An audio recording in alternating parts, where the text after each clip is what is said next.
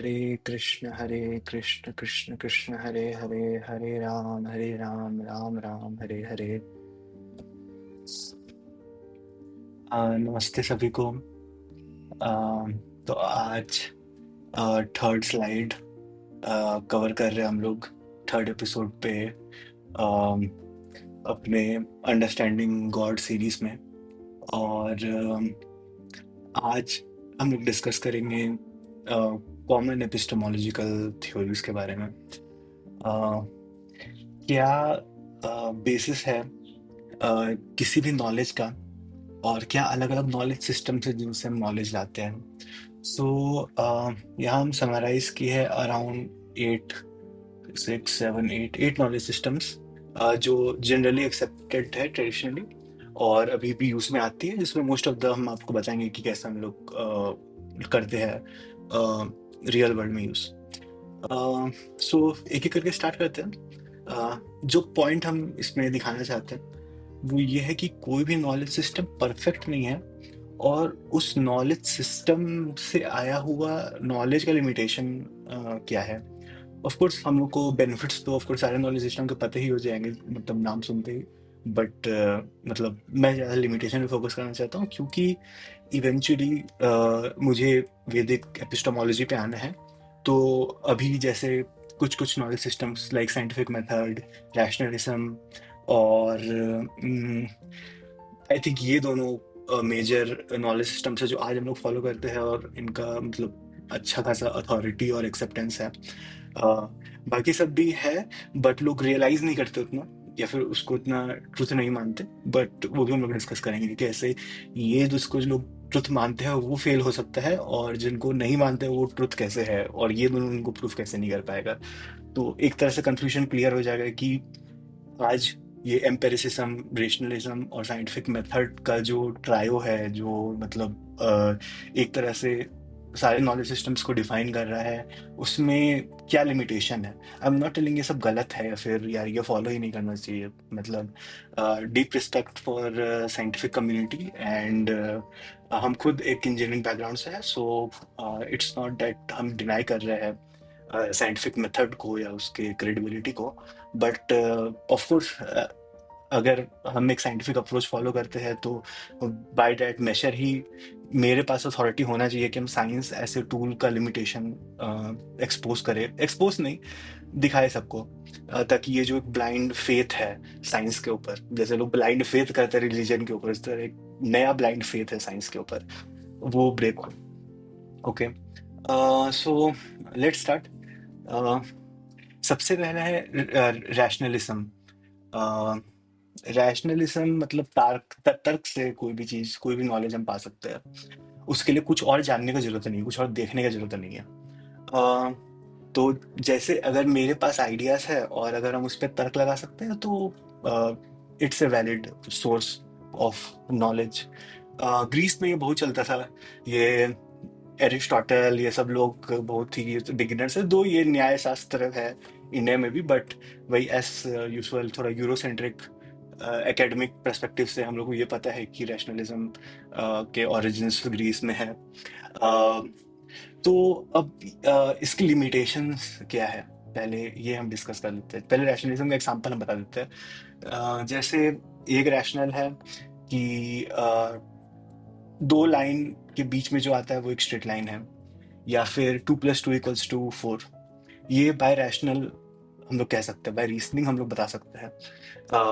जैसे एक, जैसे आजकल ये क्या कहते हैं, ये बैंक वैंक है, गवर्नमेंट जॉब, और ये कैट वेट के एग्जाम में नहीं आता है कि ऐसे कि all humans are animals, animals have legs so humans have legs, ऐसे करके कुछ। तो उस टाइप की चीजों को लॉजिक करते हैं, कहते हैं। मतलब ये रैशनलिज्म से ये सब लॉजिक डिड्यूस किया जाता है। अब आई थिंक एक क्लियर आइडिया मिल गया होगा कि रैशनलिज्म क्या है। कि यार हम लोग तर्क से सारे के सारे ज्ञान को पाएंगे। हम लोग ये नहीं जानने या ढूंढने या आगे देखने नहीं जाएंगे कि आगे क्या है, क्योंकि वो हम लोग को डिसीव कर सकता है, पर उनका तर्क हम लोग को डिसीव नहीं कर सकता। Good, very good and strong argument knowledge discovery का। बट इसमें कुछ फंडामेंटल प्रॉब्लम्स हैं। जैसे क्या हो अगर जिस एक्सियम या जिस बेसिस असम्पशन को आप मान रहे थे वो ही गलत हो। फॉर एग्जाम्पल, जैसे अभी मैंने एग्जाम्पल दिया कि all humans are animals, animals have legs, humans have legs. क्या हो अगर ह्यूमन एनिमल्स नहीं हो? क्या हो अगर ऐसे एनिमल्स हो जिनके पास लेग्स ना हो? तो ये जो लॉजिक बिल्डअप हुआ पहले दो स्टेटमेंट्स के ऊपर, वो ब्रेक हो जाता है अपने आप। दोनों में से कोई भी एक स्टेटमेंट गलत हो तो। सो रीजनिंग सबसे पहले लिमिटेशन ये है कि हम लोग के इनिशियल एक्सियम्स पे डिपेंडेंट है। अब चलिए, ये तो एक लॉजिकल आंसर, एक मैथमेटिकल रीजनिंग सोचते हैं। दो पॉइंट्स एक स्ट्रेट लाइन बनाती है। इट मेक सेंस, दो पॉइंट्स हमेशा एक स्ट्रेट लाइन ही बनाएंगे। बट ये कहाँ ब्रेक हो जाएगा? इफ अगर आपको एक फन एक्सरसाइज करना है तो आप वीडियो पॉज कीजिए and think about it 1 minute के लिए, कि यार दो पॉइंट स्ट्रेट लाइन कब नहीं होंगी। Okay, so 1 2 3। Okay, so answer is जब सरफेस एक कर्व्ड सरफेस होगा। फॉर एग्जाम्पल, अर्थ में यहाँ बैंगलोर से बैठ के हम दिल्ली तक लाइन बनाएंगे, it's a straight line. But earth में it's not a straight line, it's a curved line. क्या हुआ? रीजनिंग फेल हो गया। क्यों? क्योंकि जो इनिशियल एक्सियम था कि दो पॉइंट एक स्ट्रेट लाइन बनाएगा, वो गलत हो गया। और अगर आप एडवांस मैथमेटिक्स में जाएंगे तो हाइपरबोल प्लेन्स में तो ये और भी ज्यादा ब्रेक हो जाता है। नेक्स्ट, अब फंडामेंटल क्वेश्चन कि यार जो आपका रीजन है, ठीक है, वो तो है, पर वो रीजन का बेसिस, वो इनेट आइडिया कहाँ से है आपके पास? उसका उसका वैलिडिटी क्या है? और ये जो रैशनल लगाने का तरीका है, क्या इसकी श्योरिटी है? क्या ये अपने आप में मतलब सफिशिएंट है? फॉर एग्जाम्पल, अगर हम यहाँ बैठे बैठे देखें, हमको लगेगा अर्थ फ्लैट है, इट इज रेशनली 100% करेक्ट। हम यहाँ बैठे बैठे अगर बोल रहे हैं, नो वन कैन डिनाई। हम 500 लोग को भी सामने ले आएंगे, they will say earth flat है। बट क्या अर्थ फ्लैट है? क्या किसी भी रीजन या लॉजिक से पता लगाया जा सकता है अर्थ फ्लैट ना हो? नहीं। बट स्टिल लोगों ने पता लगाया। क्यों?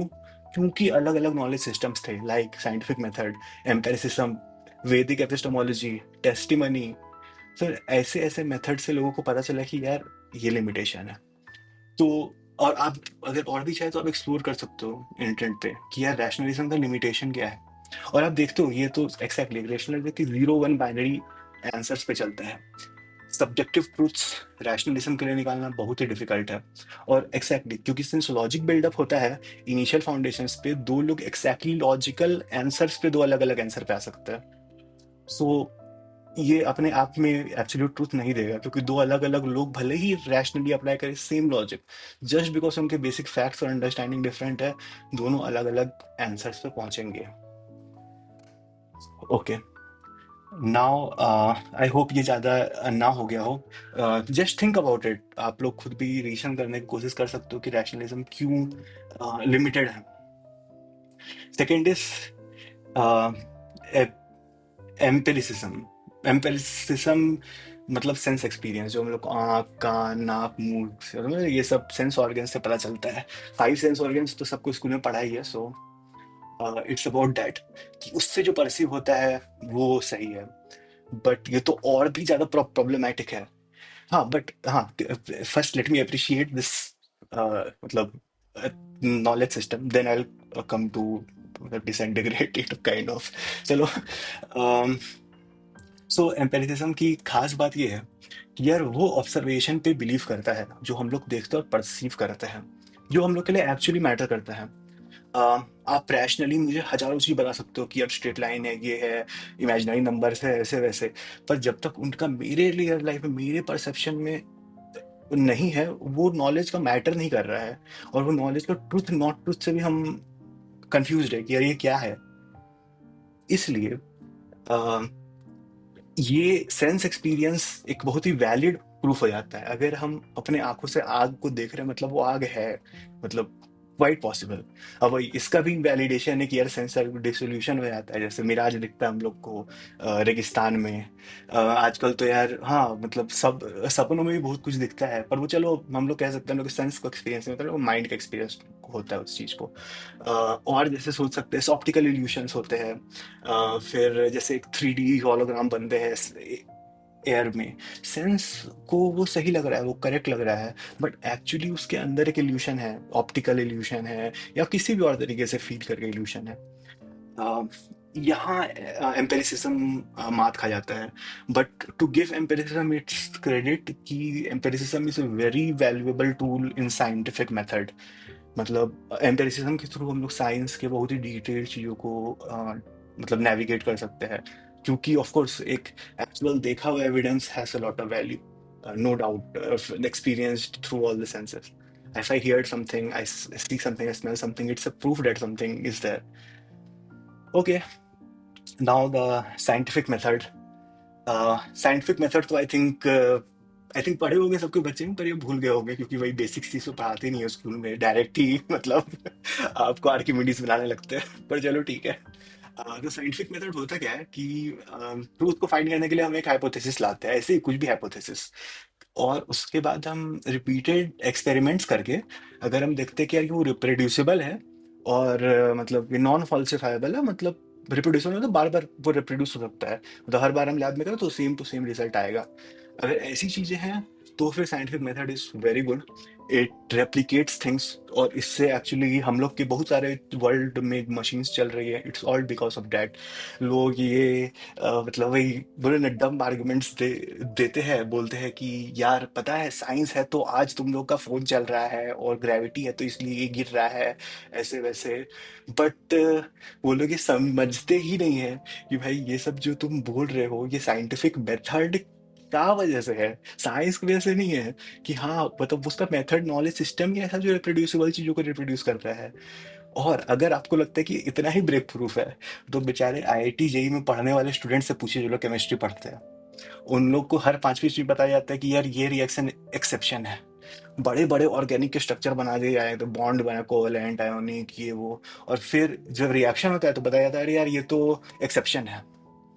तो इवन दो साइंस के पास एक पीरियोडिक टेबल है, अलग अलग एक्सपेरिमेंट्स में अलग अलग आयोन्स के रिएक्शन को फिगर आउट किए हुए है, वो एक रिप्रोड्यूसिबल पार्ट ही फिगर आउट कर सकता है साइंस। और ये उसका बहुत बड़ा लिमिटेशन है कि वो सिर्फ रिप्रोड्यूसिबल और वो ऑब्जर्वेबल, जो एपिमेरिसिज्म से बहुत डिपेंडेंट है, और वो रैशनलिज्म का भी हेल्प लेते हैं। तो मॉडर्न साइंटिफिक मेथड आप देखो तो मोस्टली वो नेचर को रेप्लिकेट करता है, इसलिए इसको नेचुरलिज्म भी कहते हैं। आज मोस्ट ऑफ द टूल्स या गैजेट्स जो हम लोग देख रहे हैं बना रहे हैं, उनका इंस्पिरेशन नेचर में है, इफ यू ऑब्जर्व या गो डीप इनटू इट। क्योंकि of course the best engineer is Lord Shri Krishna, और उन्हीं से सबको कॉपी करते हैं अपने इन्वेंशंस और आइडियाज को, और जो नहीं करते उनको भगवान दे देते हैं। पर चलो वो सब बात की बात है। और नेक्स्ट स्लाइड में मैं साइंटिफिक मेथड के लिमिटेशंस के बारे में बात कर रहा हूँ, क्योंकि scientific method is the biggest contender for Vedic epistemology right now. जैसे जब आदि शंकराचार्य थे तो Sankhya philosophy was the biggest contender, क्योंकि उस समय सांख्य फिलोसफी को बहुत रेवर किया जाता है, शंकराचार्य ने उसे डिफीटेड, बैडली डिफीट किया। तो उसी तरह से आई थिंक आज एथिज्म और एग्नोस्टिसिज्म को डिफीट करने के लिए सबसे पहले इस साइंटिफिक मेथड का लिमिटेशन एक्सपोज करना होगा, तभी एक वैदिक एपिस्टेमोलॉजी स्टैब्लिश करके भगवान को प्रूव किया जा सकता है। So hope lord Krishna helps me in this endeavour आगे के लिए। Okay, no constructivism, constructed by mind within construct constant. तो कंस्ट्रक्टिविज्म क्या है कि यार कल्चर वाले लोग मिल के ना एक एक कलेक्टिव ट्रूथ बनाते हैं और उनको मानते हैं, ठीक है। अब यार ऐसे ट्रूथ का फायदा क्या है फिर, यस सर इसको ट्रूथ भी क्यों बोल रहे हैं। पॉइंट ये है कि कुछ ट्रूथ हम लोग कंस्ट्रक्टिवली बनाते हैं ताकि उसको फॉलो करें और उसमें लिव करें। फॉर एग्जाम्पल, जैसे एग्जाम्पल बताते हैं कि यार आज एक से कंस्ट्रक्ट है कि सबको एक पत्नी के साथ रहना है, it is a moral construct. तो वो उस कल्चर के कंटेक्स्ट में होता है, जैसे आप देखेंगे बहुत सारी जगह चार शादी होती है, 2 साल शादी होती है, एक शादी होती है, नहीं करते शादी। तो मतलब ये कल्चरल की वजह से अलग अलग डिफाइंड है, और वो लोग अपने हिसाब से ट्रूथ डिटरमाइन कर देते हैं। अब इसका लिमिटेशन तो ऑफ कोर्स ये है कि ये कल्चरल कॉन्टेक्स्ट से बहुत ही ज़्यादा लिमिटेड है, बट इसका ऑब्जेक्टिवली वैल्यू बहुत है, क्योंकि बहुत सारे कल्चरल ट्रुथ्स हमारे लाइफ को इफेक्ट करते हैं और वो डिनाई नहीं किए जा सकते हैं। Next is testimony gained through reliable sources and authorities. Testimony मतलब कोई आके आपको बताए कि ऐसा कुछ है। अब आप हर चीज एक्सपीरियंस नहीं कर सकते हो, टेस्ट नहीं कर सकते हो, वेरीफाई नहीं कर सकते हो। आपको कुछ चीज बताया जाता है और आप ट्रस्ट करते हो ऐसे टेस्टिमनी की, यार ये जो बोला है वो सही बोला होगा।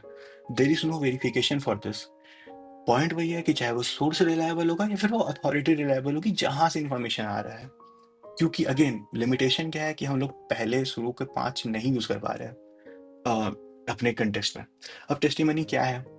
फॉर एग्जाम्पल, आज हम लोग सब सांस ले रहे हैं, हम लोग को पता है ऑक्सीजन हम लोग लेते हैं। कौन चेक कर रहा है हम लोग ऑक्सीजन ले रहे हैं या नहीं? कितने लोग आज तक एक ऑक्सीजन का मॉलिक्यूल भी देखे होंगे, उसका पिक्चर भी देखे होंगे? नहीं, वो एनसीईआरटी के पिक्चर वाला नहीं, एक्चुअली माइक्रोस्कोप से एक ऑक्सीजन मॉलिक्यूल का पिक्चर। सो ऐसा नहीं है, but still people believe oxygen है एंड नो ऑक्सीजन है। क्यों? क्योंकि we have testimony of books and scientific research to know कि हाँ यार ये है, और people consider scientific community as a reliable source. अब नॉन साइंटिफिक कम्युनिटीज के टेस्टिमोनियल्स, लाइक आज हिस्ट्री में होता है, अलग अलग किंग्स के, ऑथर्स के इंस्क्रिप्शन है, मैन्युस्क्रिप्ट्स है, ये सब लिखे हुए हैं, और लोग उनको पढ़ के ऐसे ट्रुथ मानते हैं कि हाँ यार उस समय कंटेम्प्रेरी सोर्सेस में ऐसा लिखा हुआ है तो ये है, इट्स ए टेस्टिमनी। अब इसका लिमिटेशन क्या है? इसका लिमिटेशन ऑफ कोर्स है इंटरप्रिटेशन, कि यार कोई गलत तरीके से इंटरप्रेट तो नहीं कर रहा है उस टेस्टिमनी को।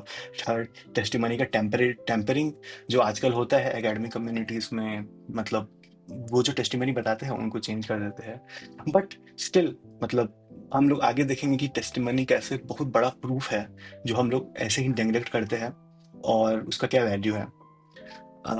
नेक्स्ट इज द वैदिक एपिस्टेमोलॉजी और प्रमाण थ्योरी।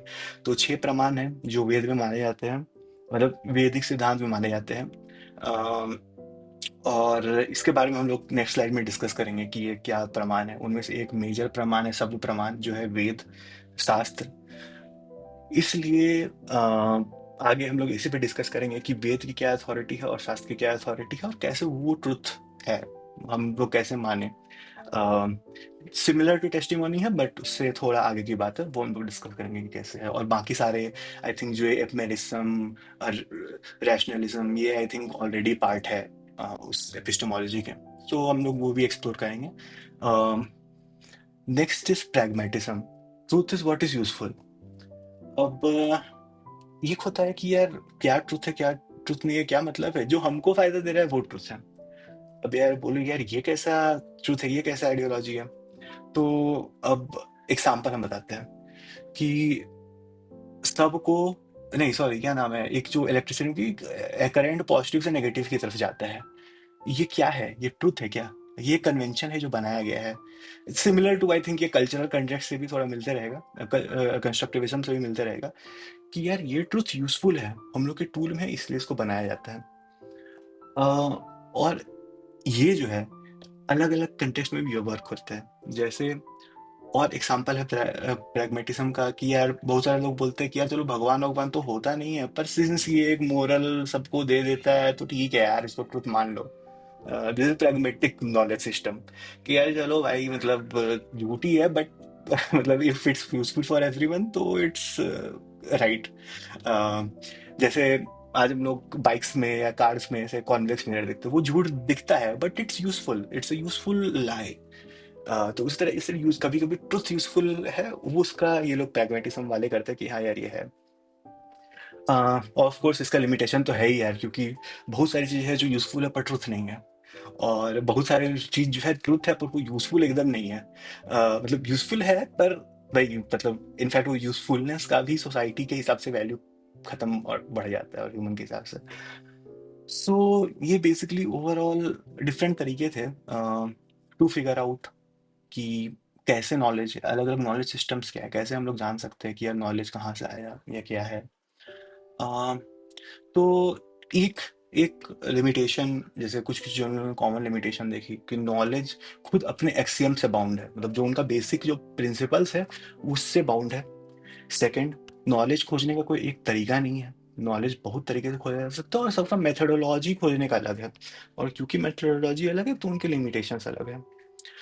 तो आई होप इस स्लाइड के बाद ये तो समझ में आ गया हो कि मतलब जो अभी करंट नॉलेज सिस्टम से हम लोग चीज़ों को जज करते हैं उसमें कुछ एक लिमिटेशन है।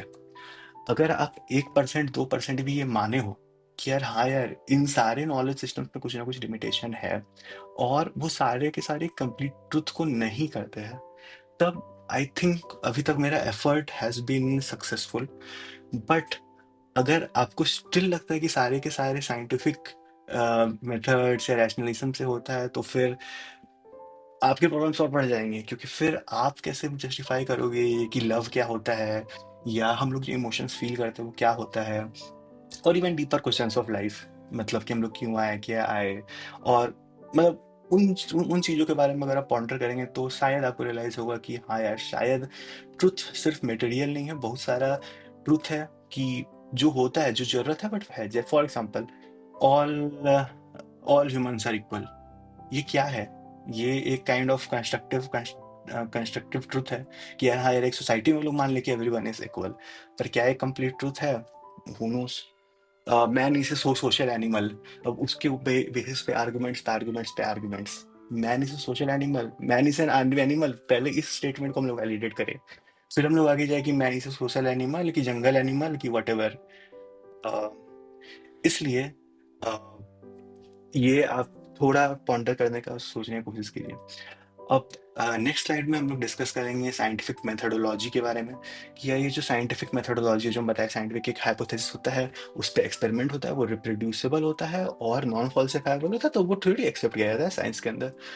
उसकी लिमिटेशंस क्या है, उसमें बायसेस क्या है, उनमें प्रॉब्लम्स क्या है, अ, वो हम लोग डिस्कस करेंगे। तो तब तक के लिए हरे कृष्णा।